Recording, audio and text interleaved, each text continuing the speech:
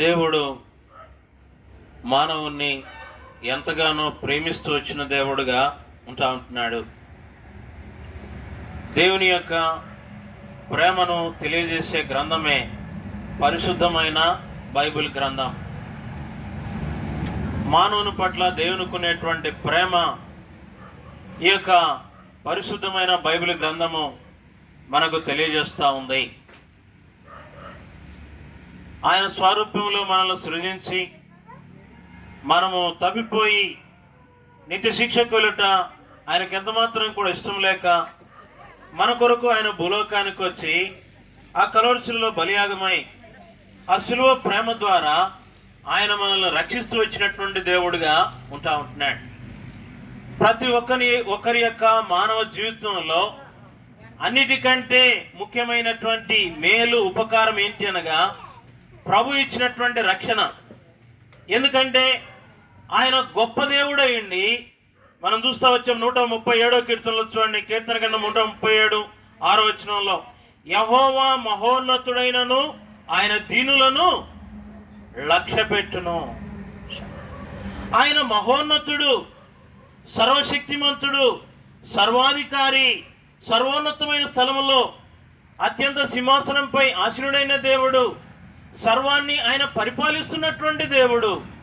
అయితే మనం చూస్తా వచ్చినప్పుడు పురుగు లాంటి మానవులము, దీనులము. అయితే ఆయన మన మీద లక్ష్య పెడుతూ వచ్చిన దేవుడుగా ఉంటా ఉంటాడు.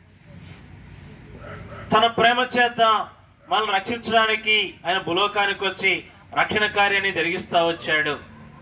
అంతేకాదు, ఈ యొక్క మాటలో ప్రాముఖ్యంగా మనం గమనిస్తా వచ్చినప్పుడు మరి చూడండి 137 కీర్తన 6వ వచనంలో, యెహోవా మహోన్నతుడైనను ఆయన దీనులను లక్ష్యపెట్టును, ఆయన దూరం నుండి గర్విష్ఠులను బాగుగా.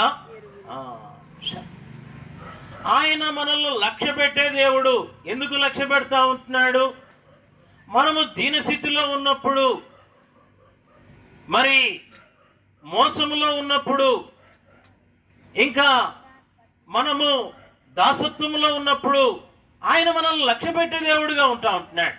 ఎందుకు అనగా ఇశ్రాయేలు ప్రజలు ఐగుప్తులో దాసత్వంలో ఉన్నప్పుడు దేవుని సన్నిధిలో వారు మొరపెట్టగా ఆయన వారి మీద లక్ష్యముస్తూ వచ్చిన దేవుడుగా ఉంటున్నాడు. అప్పటికి వారి స్థితి ఎట్లా ఉంది? దీన స్థితిలో ఉంటా వచ్చింది. ఇశ్రాయేలు ప్రజలు దాసత్వంలో, మోసములో వారిని భయంకరంగా హింసిస్తున్నటువంటి స్థితిలో వారు దీన స్థితిలో ఉండగా దేవుడు వారి మీద లక్ష్యముస్తూ వచ్చిన దేవుడుగా ఉంటా ఉంటున్నాడు.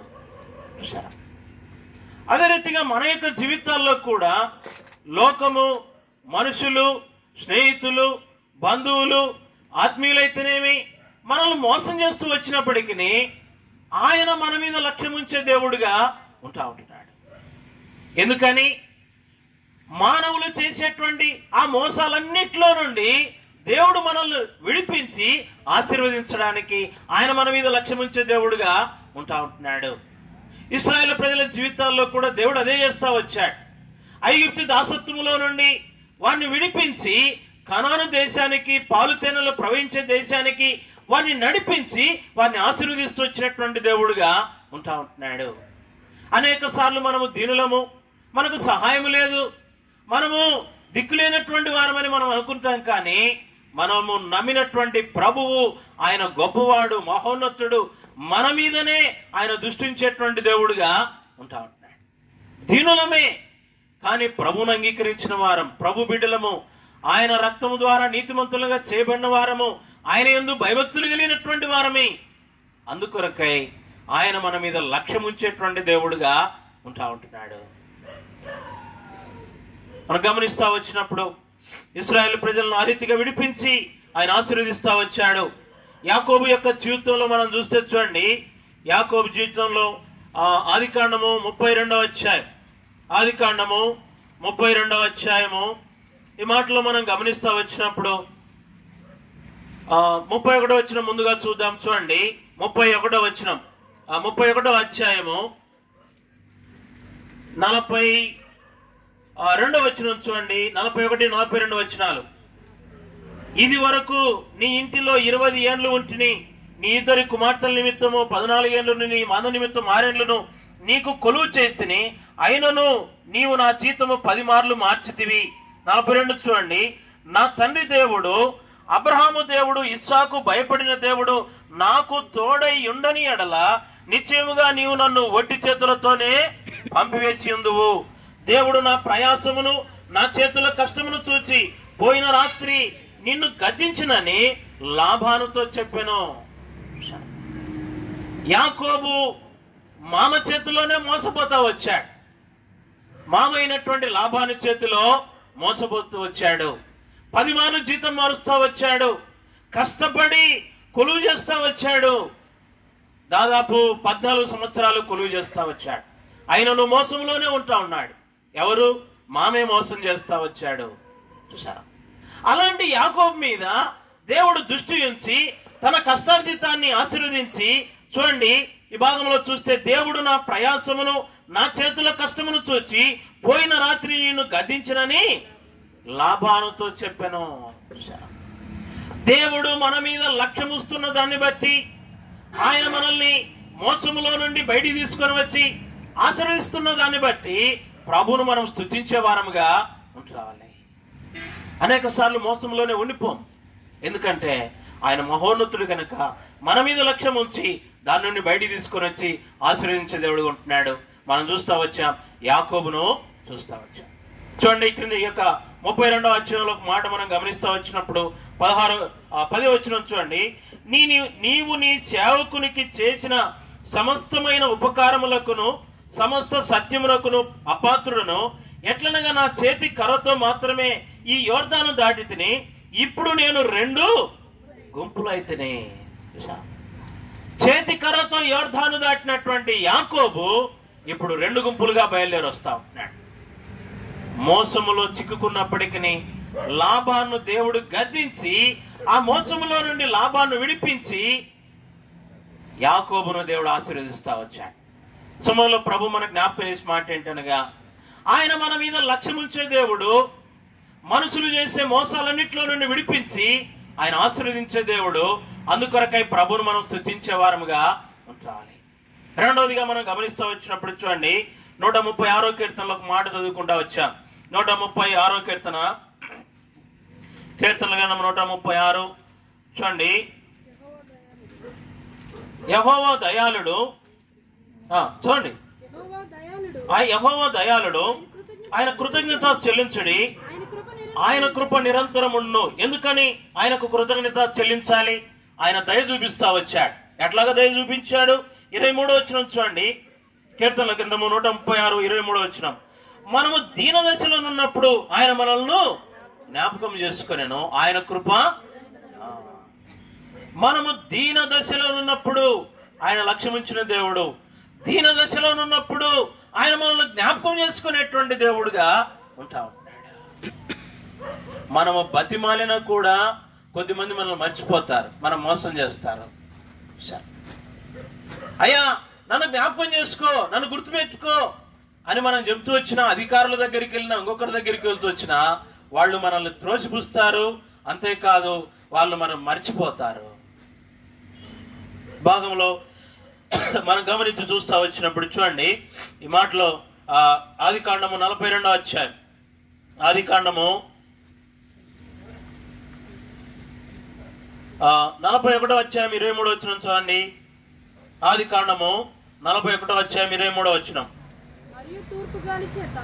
అమ్మ 40 అధ్యాయం 23, 40:23. అయితే పానగాయకుల అధిపతి యేసేపును జ్ఞాపకము చేసుకొనక, చూసారు, యేసేపును జ్ఞాపకం చేసుకొనక మర్చిపోతా వచ్చాడు. జైల్లో పానదాయకుడు భక్ష్యకారుడు ఉన్నారు, వారితో పాటు యేసేపు ఉంటా వచ్చాడు. వారు కలలు గంటా వచ్చారు. వారి భావాలు మరి ఈ యొక్క యేసేపు చెప్తూ వచ్చాడు. దైవాత్మ కలిగిన వాడు గనక వారి భావాలు చెప్తూ వచ్చినప్పుడు పానదాయకుడు విడిపించబడి క్షేమంగా ఉంటాడని తెలిసి పానదాయకుడికి చెప్తా వచ్చాడు, అయ్యా నీవు రాజు దగ్గర గిన్నె అందించేటప్పుడు నన్ను జ్ఞాపకం చేసుకో అంటూ వచ్చాడు. ఎందుకంటే నేను ఇక్కడ ఏ తప్పిదము చేసి ఇక్కడికి రాలేదు, నేను ఏ తప్పిదం కూడా చేయలేదు. అందుకని నన్ను జ్ఞాపకం చేసుకొని నా కొరకు రాజు దగ్గర మనవి చేయి. చేశాడా? తన ఉద్యోగంలో తాను చేరాడు, కానీ తన యొక్క కల భావాన్ని చెప్పి మరి తను బయటికి పంపించినటువంటి ఆ పానదాయకుడు యోసేపును మర్చిపోతా వచ్చాడు. అన్నలు అమ్మివేసి మిద్యానీయులకు మర్చిపోతా వచ్చారు. గుంటలో వేశారు, అమ్మివేశారు. మరి పొతిఫరింట్లో ఉన్నాడు.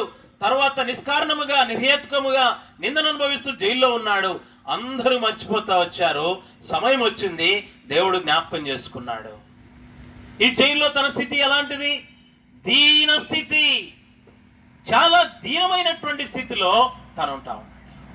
చూడండి, ఈ భాగాల్లో మనం గమనిస్తా వచ్చినప్పుడు 41వ అధ్యాయము మొదటి వచనం, ఆదికాండము 41వ అధ్యాయం మొదటి వచనం చూడండి. 2 ఏళ్ళు గడిచిన తర్వాత ఫరో ఒక కల కనెను, అందులో అతడు ఏటి దగ్గర నిలిచి ఉండగా. చాలండి, ఈ మాటలు మనం గమనిస్తే 2 ఏళ్ళు గడిచిన తర్వాత ఫరో కలగంటా వచ్చాడు. ఈ కల ద్వారా యోసేపును దేవుడు జ్ఞాపకం చేసుకున్నాడు. ఈ కల భావాన్ని చెప్పడానికి ఎవరు కూడా లేరు, దేశంలో ఏ జ్ఞానులు కూడా లేరు. అప్పుడు జ్ఞాపకం చేస్తా వచ్చాడు పానదాయకుడు, అయ్యా చెరసాల్లో ఒక వ్యక్తి ఉన్నాడు, హెబ్రీయుడు ఉన్నాడు, ఇదిగో అతడు మన కలభావాన్ని తెలియజేస్తాడు. చూసారా, పానదాయకుడు మర్చిపోయాడు, అన్నలు మర్చిపోతా వచ్చారు, పొతిఫరు మర్చిపోతా వచ్చాడు, అందరూ మర్చిపోయారు. కానీ దేవుడు జ్ఞాపకం చేసుకొని రాజునకు కల రప్పించి తద్వారా యోసేపును దీనచిత్తులో నుండి బయటికి తీసుకొని వచ్చిన దేవుడుగా ఉంటా ఉన్నాడు. లోకమంతా మళ్ళీ మర్చిపోతూ వచ్చిన ఆయన యందు భయభక్తులు కలిగి, ఆయన యందు మనము నిరీక్షణ కలిగి ఉంటా వచ్చినప్పుడు ఆయన మనల్ని జ్ఞాపకం చేసుకునే దేవుడుగా ఉంటా ఉన్నాడు. లోకమంతా మరి యోసేపును మర్చిపోతా వచ్చింది, దేవుడు జ్ఞాపకం చేసుకున్నాడు. ఆయన బయటికి తీసుకొని వచ్చాడు, ఆ కలభావాన్ని చెప్తా వచ్చాడు. దేవుడు అద్భుతంగా యోసేపును ఆశీర్వదిస్తా వచ్చాడు. ఎంతగా ఆశీర్వదిస్తా వచ్చాడు?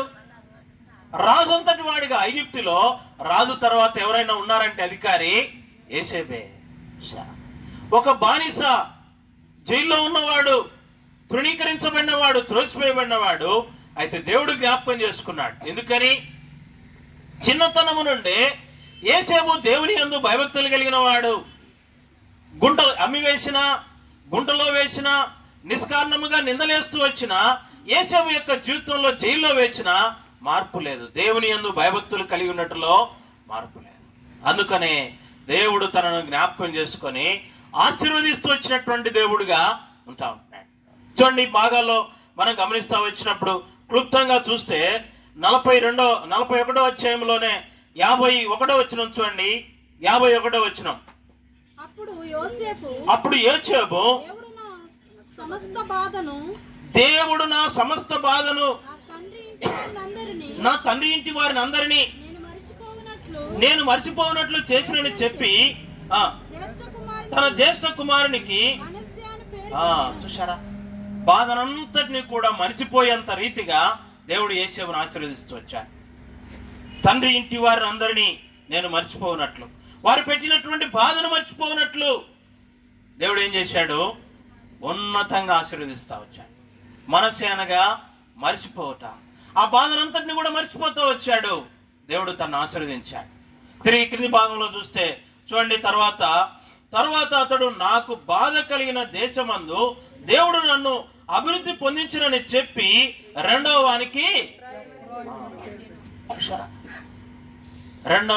ఎఫ్రాయిము అనగా అభివృద్ధి దేవుడు కలుగజేస్తా వచ్చాడు. బాధ కలిగిన దేశమందు దేవుడు నన్ను అభివృద్ధి పొందించినని చెప్పి. ఇదే స్థలంలో మరి సిమియోను గారు కూడా ఈ వ్యాపార నిమిత్తము ఎన్నో బాధలు అనుభవించి ఉండవచ్చు. అయితే దేవుడు జ్ఞాపకం చేసుకున్నాడు. అంచెలంచెలుగా ఆయన ఆశీర్వదిస్తూ వచ్చినటువంటి దేవుడుగా ఉంటా ఉంటున్నాడు. చూసారా, ఒకనొక దినాన బాధ కలుగుతా వచ్చింది, వేదన కలుగుతా వచ్చింది. అయితే దేవుడు జ్ఞాపకం చేసుకున్నాడు. ఆయన యందు భయభక్తులు కలిగి ఉండి దేవుని సన్నిధిని ప్రేమిస్తూ ప్రార్థిస్తూ ముందుకు సాగడం కారణం చేత ఎఫ్రాయిము అనగా అభివృద్ధి అన్నట్లు అభివృద్ధి ఆయన యొక్క జీవితంలో దేవుడు అనుగ్రహిస్తా వచ్చాడు. ఎంతటి అభివృద్ధి! ఈ యొక్క వ్యాపారం ఒక ఎత్తుగా మనం అనుకుంటా వచ్చినట్లయితే డిగ్రీలు చదువుకున్న వాళ్ళు, ఇంగ్లీషు బాగా మాట్లాడేటోళ్ళు దేశాలు తిరగలే. సిమియోను గారు తిరిగి వచ్చారు. నిజమేనండి? థాయిలాండ్ వెళ్ళారా? వెళ్ళారు. దేశాలు తిరిగి వచ్చారు. దేవుని యొక్క మహాకృపను బట్టి. ప్రయత్నాలు చేసిన వాళ్ళు కూడా ఇతర దేశాలకు వెళ్ళలేదు, దేవుడికి ఆయనకి ఇచ్చాడు మరి ఆ యొక్క ఆధిక్యత. ఆ రీతిగా దేవుడు జ్ఞాపకం చేసుకొని ఆశీర్వదించేటువంటి దేవుడుగా ఉంటా ఉంటున్నాడు. మూడవదిగా మనం గమనిస్తా వచ్చినప్పుడు చూడండి, ఎందుకు ఆయన స్తుతించాలి? నా ప్రాణమ యెహోవాను సన్నుతించుము, ఆయన చేసిన ఉపకారములలో దేనిని మరుకుమని రీతిగా మరి ఆయన ఉపకారాలు చేసే దేవుడుగా ఉంటా ఉంటున్నాడు. అందుకై ఆయన స్తుతించాలి. 50వ కీర్తన 15వ అధ్యాయం చూడండి. 50వ కీర్తన 15వ అధ్యాయం, 50వ కీర్తన 15వ వచనం చూడండి. ఆపత్కాలమున నీవు నన్ను గూర్చి మొరపెట్టుము, నేను నిన్ను విడిపించదను. చూసారా, ఆపత్కాలమున నీవు నన్ను గూర్చి మొరపెట్టుము, నేను నిన్ను విడిపించదను.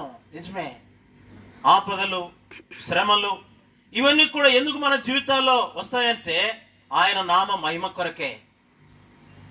ఎందుకంటే తప్పిపోయేటువంటి మనము, జారిపోయేటువంటి మనము, పడిపోయేటువంటి మనము, లోకానుసారంగా, లోక పద్ధతుల్లో, లోక వ్యాపారములో మనము కొట్టుకొని పోయేటువంటి వారంగా ఉంటున్నాం. దావీదు అంటాడు చూడండి 119వ కీర్తనలో, 119వ కీర్తన 71వ వచనం, 119వ కీర్తన 71వ వచనం, నేను నీ కట్టలను నేర్చుకున్నట్లు శ్రమనొంది ఉండుట, శ్రమనొంది ఉండుట నాకు. శ్రమ మరి ఎందుకు మేలుగా చేయబడుతూ వచ్చిందంటే దేవునికి సమీపస్తునిగా చేయడానికి. శ్రమ లేకుంటే ప్రార్థన చేయము, శ్రమ లేకుంటే ఏదో ఉడతభక్తిగా వెళ్ళిపోతాం. కానీ దేవా నీవే నా దిక్కు, నీవే నాకు ఆధారము, నీవు తప్ప వేరే ఆధారం లేదు, నిన్నే నమ్మి ఉన్నానని దేవుని సన్నిధికి రాము. ఏదో వెళ్ళిపోతా ఉంటాం మన వ్యాపారములో. ఆ రీతిగా మనం వెళ్ళిపోయేటువంటి వారముగా ఉంటాం. 34వ కీర్తనలో చూడండి, 34వ కీర్తన 4వ వచనం, 34వ కీర్తన 4వ వచనం, నేను యెహోవా యొద్ద విచారణ చేయగా ఆయన నాకు ఉత్తరం ఇచ్చెను, నాకు కలిగిన భయములన్నిటిలో నుండి ఆయన నన్ను. ఆయన యొద్ద విచారణ చేస్తా వచ్చినప్పుడు మనకు కలిగినటువంటి భయములో నుండి, శ్రమంలో నుండి, కింద 6వ వచనంలో కూడా అంటాడు చూడండి, ఈ దీనుడు మొరపెట్టగా యెహోవా ఆలకించను, అతని శ్రమలన్నిటిలో నుండి అతన్ని. ఆయన నామాన్ని బట్టి ఎప్పుడు మొరపెడతాం? శ్రమల్లో, ఆపత్కాలంలో. అప్పుడు ఆయన సన్నిధికి వస్తాం. వాటన్నిటిని దేవుడు మనకు విడుదల అనుగ్రహించి సంతోష సమాధానాలు ఇచ్చే దేవుడు. అంతేకాదు తద్వారా ఆయనకు మహిమ తీసుకుని వచ్చేటువంటి దేవుడుగా ఉంటా ఉంటున్నాడు. ఆ రీతిగా మన జీవితంలో ఆయన స్తుతించాలి. ఆయన మన మీద లక్ష్యం ఉంచిన దాన్ని బట్టి, ఆయన మనల్ని జ్ఞాపకం చేసుకున్న దాన్ని బట్టి ఆయన్ను మనం స్తుతించేటువంటి వారంగా ఉండాలి. సిమియోను గారికి కూడా తన జీవితంలో గత కాలంలో వచ్చినటువంటి శ్రమలో, అనారోగ్య పరిస్థితుల్లో దేవుడు అద్భుతంగా సహాయం చేసి ఆయన రక్షిస్తా వచ్చాడు, కాపాడుతూ వచ్చాడు, భద్రపరుస్తూ వచ్చినటువంటి దేవుడుగా ఉంటా ఉంటాడు. అందుకని ఈ మాటలు చూస్తాం చూడండి. 134వ కీర్తన 3వ వచనం, నాతో కూడి యెహోవాను ఘనపరచుడి, మనం ఏకముగా కూడి ఆయన నామమును. నాతో కూడి యెహోవాను ఘనపరచుడి, మనం ఏకముగా కూడి ఆయన నామమును గొప్ప చేయడం. అది ఆయన యొక్క ఉద్దేశం. దేవుడు తన జీవితంలో చేస్తూ వచ్చిన మేళ్ళు, ఉపకారాలన్నింటిని బట్టి కుటుంబముగా, సంఘముగా, సావాసముగా చేరి ఆయన స్తుతించాలని ఆయన యొక్క ఉద్దేశముగా ఉంటా ఉన్నది. అందుకొరకై మనం చేరి వచ్చిన వారంగా ఉంటా ఉంటాం. ఈ మధ్యాహ్న సమయంలో మన జీవితంలో కూడా దేవుడు మన జీవితంలో చేసే సకల మేలులు, ఉపకారాలన్నిటి బట్టి కూడా ప్రభువును మనం స్తుతించే వారంగా, ఆయన నామాన్ని ఘనపరిచేటువంటి వారంగా ఉండాలి. దేవుని స్తుతించకపోతే మన జీవితము వ్యర్థమే. ఎందుకంటే ఏదైనా చిన్న హెల్ప్ చేస్తే ఒకరు థ్యాంక్స్ అని చెప్తాం. మరి దేవుడు మన జీవితంలో ఎంత సహాయకారి, ఎన్ని మేలు ఉపకారాలు చేసి ఉంటాడు. మనము ఆశీర్వదించబడ్డానికి దేవుని స్తుతించే వారంగా ఉంటాం. ఒక ఆయన చెప్తూ వచ్చాడు, కేఏ పాలు ఒరిస్సాలో సువార్త చేస్తున్నప్పుడు ఆకలితో ఉన్నాడంట. ఆ సమయంలో దీనస్థితిలో డబ్బు లేదు. 15 పైసలు ఉంటే అరటిపండ్ల బండి దగ్గరికి వెళ్ళి ఒక అరటిపండు ఇవ్వమన్నాడంట. అప్పట్లో అరటిపండు పావలా. అయితే లేదు కనుక మరి ఆ 15 పైసలు అక్కడే పెట్టి, అయ్యా ఈ కులిపోయిన అరటిపండు అన్న ఇస్తావంటే ఆ కులిపోయిన అరటిపండు తీసుకొని తిని దేవుని స్తుతించాడంట. ప్రభువా, ఈ సమయంలో నాకు ఈ ఆహారం ఇచ్చావు, వందనాలని. అలాంటి వ్యక్తి ఎలాంటి స్థాయికి వెళ్ళాడు? ప్రపంచంలోనే ఎవరికీ లేనటువంటి ఒక మంచి బోయింగ్ అనేటువంటి విమానంలో ఆయన తిరిగి ప్రపంచ సువార్త చేసి ఆయన ఉన్నతమైన స్థాయిలో ఆశ్రయించబడినవాడుగా ఉంటా ఉంటాడు. చిన్న స్తుతి మన జీవితాల్లో ఆయన స్తుతించే వారంగా ఉంటాం. చివరి ఒక మాట చెప్పి ముగిస్తాను. చూడండి, యాకోబుకు రాసిన పత్రిక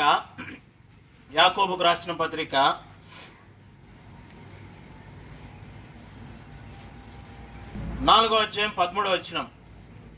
4వ అధ్యాయము 13వ వచనం. నేడైనను రేపైనను ఒకానొక పట్టణంకు వెళ్ళి అక్కడ 1 సంవత్సరం నుండి వ్యాపారము చేసి లాభం సంపాదించము రండని చెప్పుకుని వారలారా, రేపేమో సంభవించునో మీకు తెలియదు గనుక మీ జీవము ఏ పాటిది? మీరు కొంతసేపు కనబడి అంతలో మాయమైపోయి ఆవిరి వంటి వారే. మనము మన జీవితంలో, మన జీవన వ్యాపారంలో ఈ రీతిగా మనము కొట్టుకొని పోయే వారంగా ఉంటాం. నేనైనను రేపైనను ఒక పట్టణమునకు వెళ్ళి అక్కడ 1 సంవత్సరం నుండి వ్యాపారం చేసి లాభం ఇదే మన యొక్క ధ్యాస. అన్ని ఇదే మన ఊపిరిలాగా ఉండకూడదు. ఎందుకంటే సృష్టికర్త అయినటువంటి దేవుణ్ణి మనం జ్ఞాపకం చేసుకుంటాం. ఈ లోకంలో జీవనాధారము మంచిదే, అయితే దేవుడు లేనటువంటి జీవితము అది సరైనటువంటి జీవితము కాదు. అది ఏమాత్రము కూడా శ్రేయస్కరమైనటువంటి జీవితము కాదు. ప్రసంగి భక్తుడు అంటా ఉన్నాడు. చూడండి భాగంలో ప్రసంగి భక్తుడు మరి ప్రసంగి గ్రంథం 12వ అధ్యాయం చూడండి. దుర్దినములు రాకముందే ఇప్పుడు వీటి యందు నాకు సంతోషం లేదని నీవు చెప్పు సంవత్సరములు రాకముందే, తేజస్సునకును సూర్యచంద్ర నక్షత్రములను చీకటి కమ్మకముందే, వాన వెలిసిన తర్వాత మేఘములు మనలా రాకముందే నీ బాల్య దినములనే నీ సృష్టికర్తను. వ్యాపారం ముఖ్యం కాదు, ఉండాలి జీవనాధారానికి, దాన్ని దేవుడు ఆశీర్వదిస్తాడు. అయితే దేవుని ప్రక్కన పెట్టి నీ వ్యాపారం చేయడము అది ఆశీర్వాదము కాదు, మానవునికి దీవెనకరము కాదు, శ్రేయస్కరము. దేవునికి సమయాన్ని వెచ్చించి తర్వాత మన జీవన వ్యాపారంలోనికి వెళ్ళాలి. కొద్దిమంది ఆదివారాన్ని కూడా నిర్లక్ష్య పెడతాం, మరి రకరకాలుగా పరిగెత్తుంటాం మానవుల పద్ధతుల్లో. దేవుడు ఆదివారాన్ని మరి ఆ యొక్క పరిశుద్ధ దినాన్ని ఆశీర్వదిస్తూ వచ్చాడు. మనము ఆ పరిశుద్ధ దినాన దేవుని స్థలంలో గడపడం ద్వారా మనం ఆశీర్వదించబడతాం. ఈ భాగంలో ప్రాముఖ్యంగా దేవుడు జ్ఞాపకం చేసే మాట, దుర్దినములు రాకముందే ఇప్పుడు వీటి యందు నాకు సంతోషం లేదని నీవు చెప్పు సంవత్సరములు రాకముందే. మనము చేసే పద్ధతులు, అలవాట్లు, క్రియలు ఆయా రీతులుగా పాపములో పరిగెత్తేటువంటి పరిస్థితి అంతా అయిపోయిన తర్వాత, డబ్బంతా అయిపోయిన తర్వాత, శరీరం అంతా కృషిపోయిన తర్వాత వీటిలో నాకు సంతోషం లేదంటాం. ఎప్పుడు? అంతా అయిపోయిన తర్వాత. అయితే ఈ భాగం మనకు జ్ఞాపకం చేస్తా ఉంది. చూడండి, మరి నీ బాల్య దినములందే నీ సృష్టికర్తను. ఎప్పుడో కాదు, ఇప్పుడే. నీ బాల్య దినములందే, సమయం ఉండగానే, తరుణం ఉండగానే, వయసు ఉండగానే, ఎప్పుడో కాదు, ఇప్పుడే ప్రభువును జ్ఞాపకం చేసుకో. ఆయన సృష్టికర్త, నీ రక్షకుడు. ప్రభువు అనుగ్రహించేటువంటి ఆ గొప్ప రక్షణ నీవు పొందుకోవాలి. లోకంలో రక్షణ లేకపోతే జీవితం అంతా కూడా వ్యర్థమే. ఈ రీతిగా ఈ సమయంలో ప్రభు మరొకసారి సజీవ లెక్కలో నిన్ను ఉంచి ఈ ప్రాంతానికి నిన్ను నడిపిస్తూ వచ్చాడు గనక ఈ సందర్భంలో మరొకసారి జ్ఞాపకం చేస్తా ఉంటున్నాడు. నీ జీవన వ్యాపారము కంటే నీ దేవుడు సృష్టికర్త, నీ రక్షకుడు, ఆయన ప్రాముఖ్యము. ఆ రక్షకుని ఇంతవరకు నీ హృదయంలో చేర్చుకోకపోతే ఇప్పుడే యేసు ప్రభువా, నేను పాపిని, నా కొరకే భూలోకానికి వచ్చావు, మరణించావు, తిరిగి లేచావు, తిరిగి రానైన దేవుడు, హృదయమార విశ్వసిస్తా ఉంటున్నాను అని నీ హృదయమార బలుకుతా వచ్చినప్పుడు నీ హృదయంలో ఉండే పాపాన్ని ఆయన తొలగించి గొప్ప రక్షణ, శాంతి, సమాధానము ఆయన నీకు అనుగ్రహించే దేవుడు ఉంటున్నాడు. లోకములో ఎక్కడ చూసినా శాంతి సమాధానము లేదు. సీరియల్ దగ్గర కూర్చుంటే అరగంటే, సినిమా దగ్గర కూర్చుంటే 3 గంటలే, తర్వాత బయటికి దుఃఖముతో రావాల్సిందే. ఎంజాయ్ అంటారు కొంతకాలమే, ఆ ఎంజాయ్ లో వారి ప్రాణాలు ఏమైపోతాయో కూడా తెలియదు. లోకంలో ఉండేటువంటి సంతోషము అలాంటిది. ప్రభు ఇచ్చే సంతోషము అది నిత్య సంతోషముగా ఉంటా ఉంది. అందుకొరకై ప్రియ సోదర సోదరి, ఈ సమయంలో ఉన్న పాటన యేసు ప్రభు వారిని అంగీకరించు. నీవు రక్షించబడితే నీవును నీ ఇంటి వారు రక్షించబడదురు, గొప్ప రక్షణ, ఆత్మరక్షణ పొందుకొనెదరు. ఆ రీతిగా ప్రభు మీకు సహాయము దయచేయును గాక.